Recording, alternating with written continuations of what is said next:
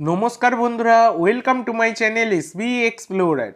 তো বন্ধুরা, আজকের ভিডিওতে তোমাদেরকে জানাবো যে কেকেআর এর ফুল স্কোয়াড নিয়ে। তো অকশানে কাদেরকে কিনে কেমন দল গড়লো এটা নিয়ে আলোচনা করতে চলেছি।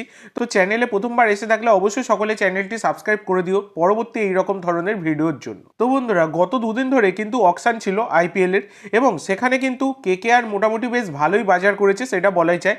কারণ প্রথম দিনের অকশানে তোমাদেরকে জানিয়েছিলাম ভেঙ্কটেশ আয়ারকে ওভার প্রাইস দিয়ে কিন্তু কিনেছে কেকেআর, সেটাই একটা প্রবলেম। এই দিকটা যদি কেকেআর ভালো ভাবনা চিন্তা করতো তাহলে কিন্তু বেটার হতো। তো তোমাদেরকে বলে দিই, গতকালকে মানে আইপিএল অকশানের সেকেন্ড দিনে কেকেআর কাদেরকে কিনেছে।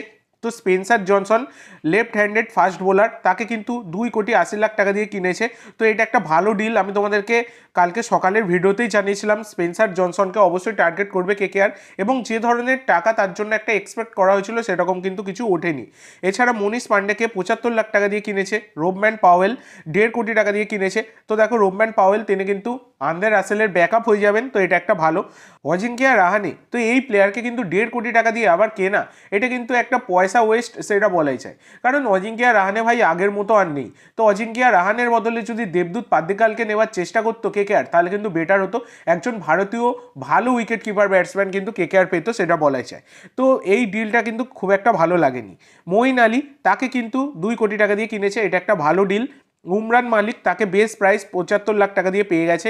অনুকূল রায় 40 লাখ টাকা দিয়ে তাকে কিন্তু আবার কেকেআর ফিরিয়ে নিয়েছে। আর একজনকে কিনেছে, তার নাম হচ্ছে লুবনিত সিসোডিয়া।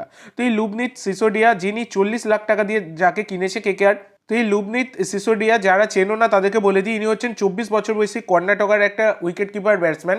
তো এনাকে কিন্তু কিনেছে কেকেআর। এবার টোটাল 21 জন রয়েছে কেকেআর এর স্কোয়াডে বর্তমানে, সেখানে 8 জন বিদেশি রয়েছে।